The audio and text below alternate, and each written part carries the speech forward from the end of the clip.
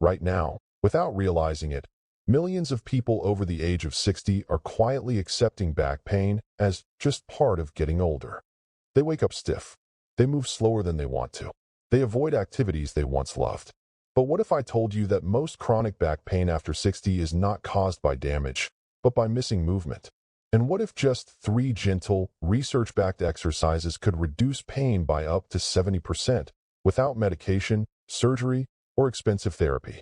Stay with me, because the most powerful exercise isn't what you think. And I'm saving it for last. Many exercise programs fail people over 60 because they were never meant for the body you live in now. And that failure is not because you are weak, broken, or beyond help, but because time changes the rules of movement, even though the fitness world keeps pretending it doesn't. Sit-ups compress the spine and ask aging discs to tolerate pressure they no longer welcome, while aggressive stretching pulls on joints that have already given decades of loyal service and now ask for respect rather than force. What the aging spine needs instead is gentle motion, stability, and rhythm, and understanding this truth changes everything. Because movement after 60 is no longer about pushing limits, chasing sweat, or proving toughness, but about restoring trust between your nervous system, your joints, and the quiet intelligence of your body that has kept you upright for a lifetime. Gentle motion is not laziness. It is lubrication for joints, nourishment for discs, and a signal of safety to the brain, allowing muscles to release chronic tension that is built up from years of guarding, sitting, stress, and injury. When movement is slow, controlled, and intentional, the spine begins to feel supported rather than threatened, and instead of bracing for pain, the body starts to invite motion again, which is how stiffness gradually gives way to ease. Stability is not about holding your breath or clenching your core until you shake. It is about teaching the deep, stabilizing muscles to work quietly in the background, supporting the spine the way roots support a tree, invisible but essential. With proper stability, everyday actions like standing from a chair, reaching into a cupboard, or turning to look behind you stop feeling risky and start feeling reliable. And that reliability is what builds confidence, not intensity. Rhythm is the missing ingredient most people never hear about, yet it may be the most powerful of all, because rhythmic movement tells the nervous system that everything is okay, that motion is predictable, safe, and repeatable. Rhythm calms fear, reduces guarding, improves coordination, and helps the body rediscover natural movement patterns that were lost under years of rigid exercise rules and no pain, no gain messaging. When you move rhythmically, the spine no longer feels like a fragile structure that might fail at any moment, but like a living, adaptable column designed to sway, rotate, and respond to life. For the aging spine, success does not come from doing more, but from doing better, from choosing movements that create space instead of compression, support instead of strain, and flow instead of force.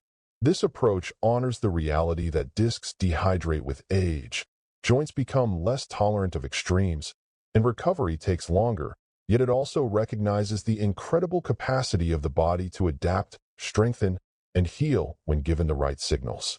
Pain after 60 is often not a sign that movement is dangerous, but that the wrong kind of movement has been used for too long, and when the strategy changes, the story changes too. Gentle motion rehydrates tissues, stability redistributes load, and rhythm reconnects movement to breathing and balance, turning exercise into a conversation with the body rather than a battle against it. Over time, stiffness softens, posture improves, walking becomes smoother, and confidence returns not because pain has been fought into submission, but because the nervous system no longer feels under attack. This is why chasing younger bodies with younger programs leads to frustration, setbacks, and the belief that decline is inevitable, when in reality the body is simply asking for a different language of movement. Aging well is not about reversing time. It is about aligning with it, moving in ways that respect where you are now while gently guiding you toward where you want to be. When movement feels safe, the body participates willingly, strength emerges naturally, and energy returns without the cost of soreness or fear. This is how exercise becomes sustainable, enjoyable, and life-enhancing instead of another obligation that ends in disappointment. And here is the truth most people never hear until it's too late.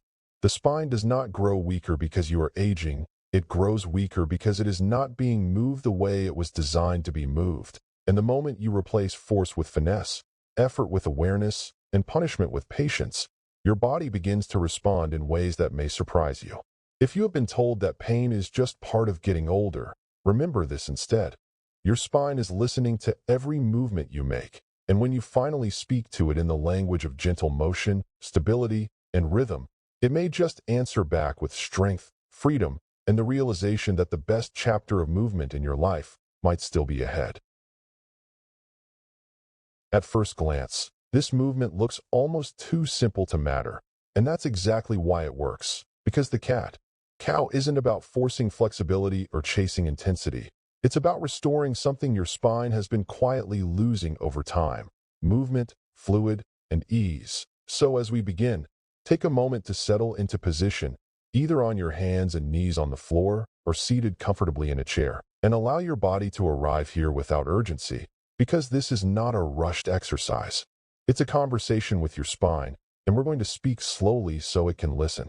If you're on the floor, place your hands directly under your shoulders and your knees under your hips, fingers spread gently, elbows soft, neck long, and imagine your spine as a chain of individual links rather than one stiff rod. If you're in a chair, sit toward the front edge with your feet flat on the ground, hip width apart, hands resting lightly on your thighs, spine upright, but not rigid, as if you're balancing ease and awareness at the same time. Now, before we move at all, let's breathe, because breath is what drives this movement, not effort, not strength, not willpower. So take a slow inhale through your nose. Feel your ribcage expand outward and backward, and as you exhale through your mouth, let your shoulders soften and your jaw unclench, noticing how even this small act begins to calm the nervous system. We'll start with the cow position, the gentle arch, and as you inhale slowly, imagine your breath traveling down the length of your spine, guiding the movement rather than pushing it.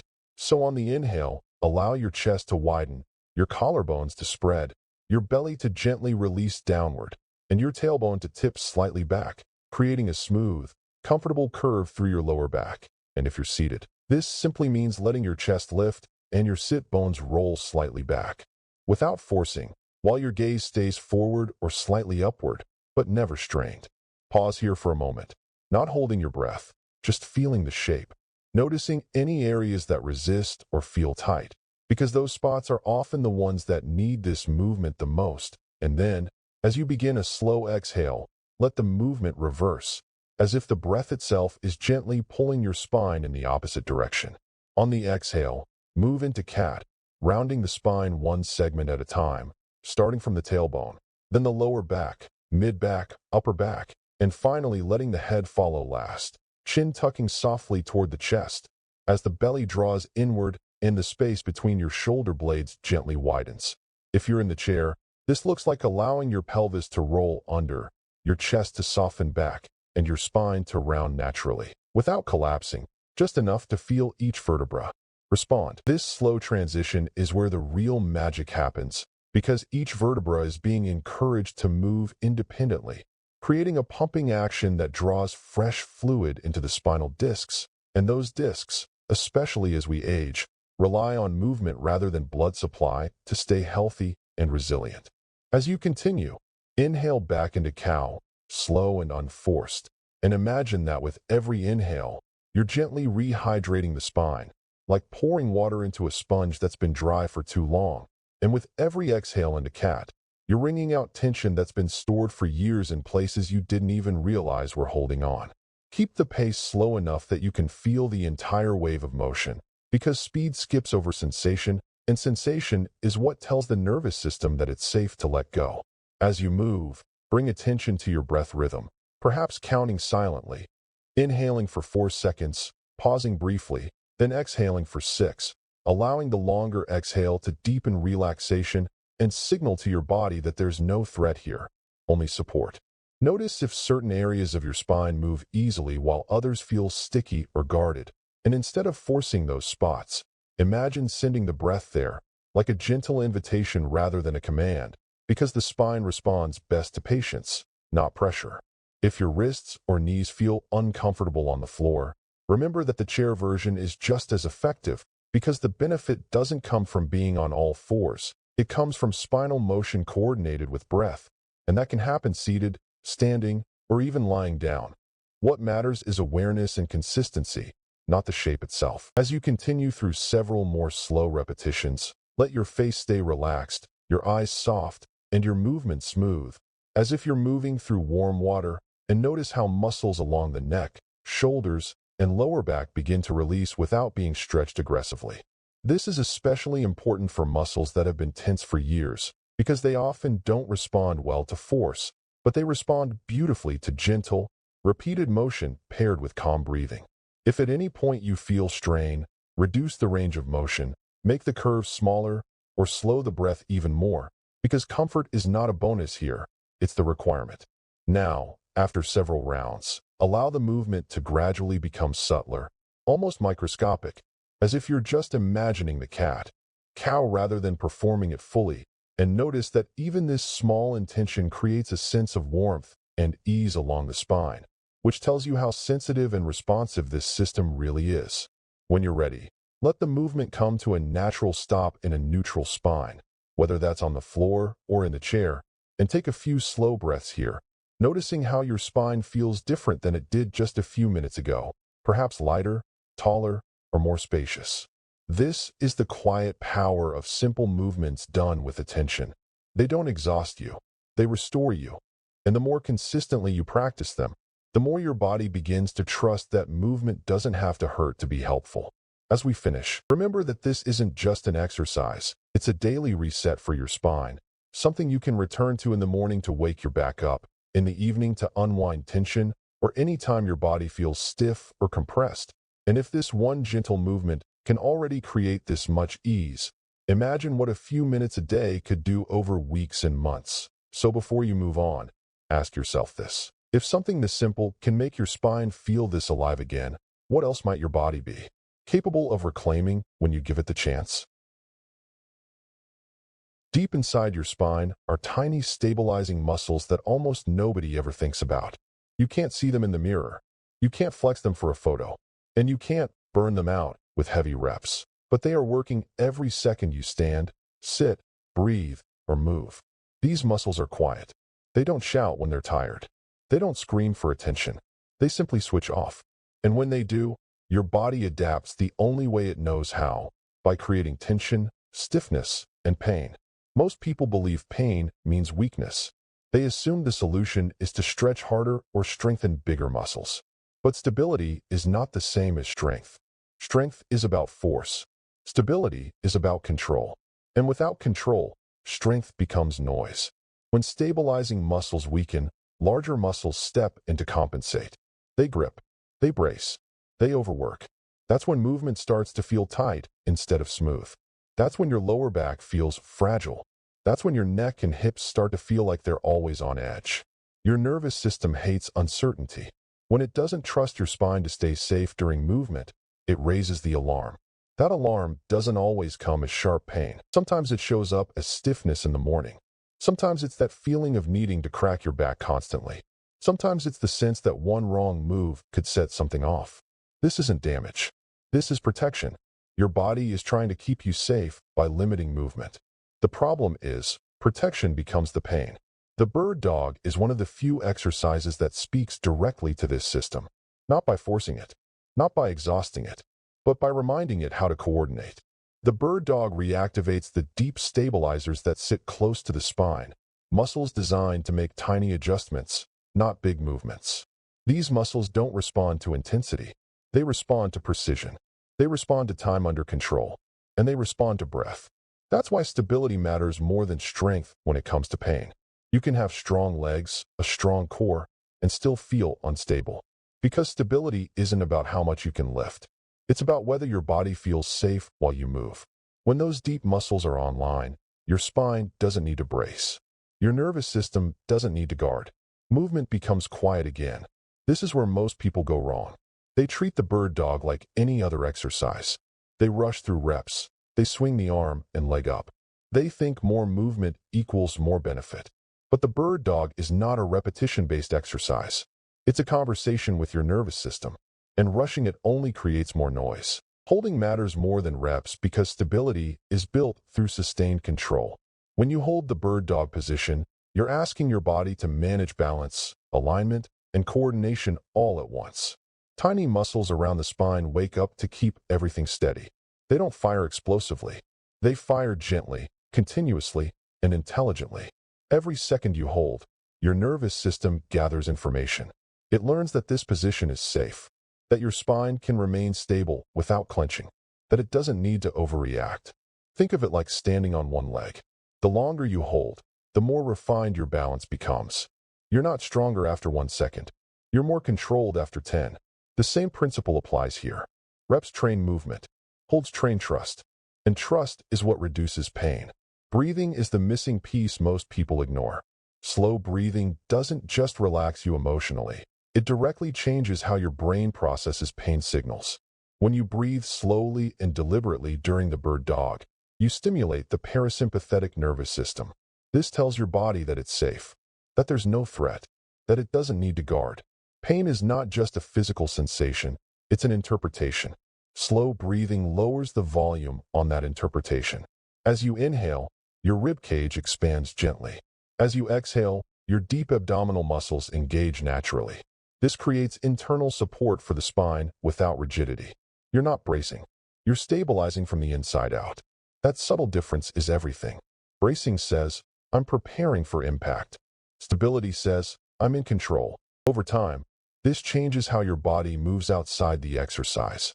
You start to notice less tension when you stand up from a chair, less hesitation when you bend forward, less fear around movement that used to feel risky. Not because your muscles got bigger, but because your nervous system got smarter.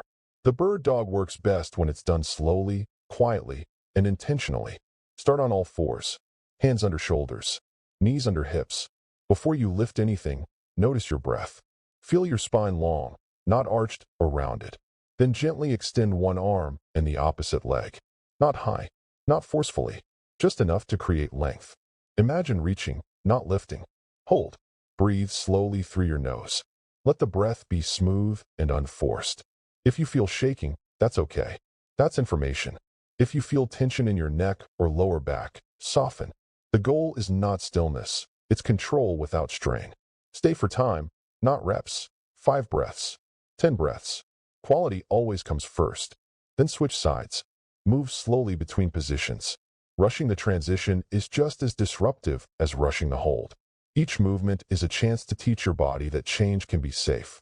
With consistency, something interesting happens. The pain doesn't disappear all at once. Instead, it loses authority. It becomes quieter, less urgent, less personal. You stop organizing your life around avoiding it. And that's when real recovery begins. Because the goal was never to eliminate pain by force. The goal was to rebuild trust between your brain, your breath, and your spine. And here's the most important thing to remember. The bird dog isn't impressive. It won't make you sweat. It won't look dramatic. But it speaks the language your body understands best. Calm, control, safety. If you've tried stretching, strengthening, and pushing harder, and nothing changed, this might be the missing link. Slow down. Hold longer. Breathe deeper. Train stability before strength. Because when your spine feels safe, everything else moves better. And the real question isn't how hard you can train. It's whether your body finally trusts you again. Most people over 60 think the most powerful solution for back pain must be something complex, special machines, injections, stretches that look like yoga poses, or exercises that leave you sore and exhausted. But the truth is far simpler and far more powerful. Walking. Not because it's easy, not because it's gentle, and not because doctors recommend it out of habit, but because walking works with your nervous system, with your spine, and with your biology instead of fighting against them. To understand why walking is so effective, you have to understand what actually causes back pain as we age. Your spine is not a rigid stack of bones. It's a living system made of discs, joints, muscles, nerves, and fluid. Those spinal discs, the cushions between each vertebra, do not have a direct blood supply. They rely on movement to absorb nutrients and expel waste, much like a sponge soaking in water and releasing it when squeezed.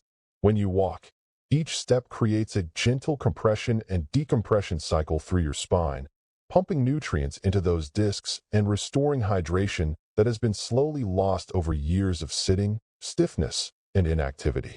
Without this movement, discs become dry, brittle, and more prone to bulging or irritation, which sends danger signals to the brain that we experience as pain. Walking reverses this process naturally, without forcing or straining the spine. Disc nutrition is only part of the story. Pain itself is not just a physical signal. It is a nervous system response.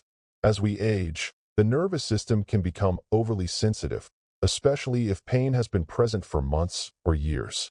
The brain begins to interpret normal sensations as threats. Walking sends a powerful message to the nervous system that the body is safe, capable, and resilient. The rhythmic, repetitive nature of walking activates calming neural pathways that reduce pain signaling. It tells the brain, we are moving, we are stable, nothing is wrong. Over time, this retrains the nervous system to dial down unnecessary pain responses. This is why many people notice their back feels stiff or sore at the start of a walk, but looser and calmer by the end. Inflammation also plays a major role in chronic back pain after 60. Low-grade inflammation builds up from years of stress, poor circulation, and reduced movement. Walking improves blood flow without triggering inflammatory spikes caused by intense exercise. It helps flush inflammatory chemicals out of tissues while delivering oxygen and healing nutrients in. Unlike high-impact workouts that can irritate joints and muscles, walking reduces inflammation systemically, not just in the back, but throughout the entire body. This is one reason consistent walkers often report less joint pain overall, not more. And then there's something most people overlook completely: mood, confidence, and identity. Chronic back pain doesn't just hurt the body, it shrinks the world. People stop trusting their bodies. They move less, socialize less, and slowly begin to identify as someone with back pain. Walking quietly reverses this psychological damage. Each walk becomes a small victory. Each step rebuilds confidence in your body's ability to move without harm. Walking outdoors, especially, improves mood-regulating neurotransmitters like serotonin and dopamine, which directly influence how pain is perceived. A calmer mind experiences less pain, even when structural issues remain unchanged. Over weeks and months, walking restores a sense of independence and control that pain had taken away.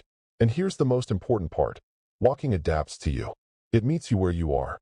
You can start slow, short, supported, and safe, and still get profound benefits. Unlike rigid exercise programs, walking respects aging joints, changing balance, and fluctuating energy levels. It strengthens the muscles that support your spine naturally, your glutes, core, and postural muscles, without isolating or overloading them. It reinforces natural movement patterns that your body evolved to perform. This is why walking doesn't just reduce pain temporarily. It changes the conditions that created the pain in the first place. And the real secret most people never hear is this: it's not how far you walk, how fast you walk, or how perfect your posture is. It's the consistency. 10 minutes done daily beats an hour done once a week. Small, repeated signals of safety, movement, and circulation compound over time into massive relief.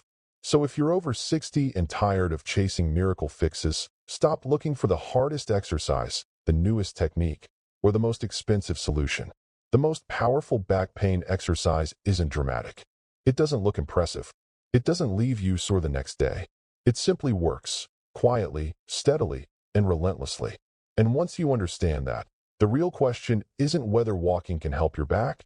It's why no one ever told you that the simplest movement you've been avoiding might be the one that gives you your life back. You are not broken. Your body is responding exactly as it was designed to years of stillness. Movement is the medicine. Start today. Move gently. Stay consistent. And tell us in the comments your age and where you're watching from. We read every single one.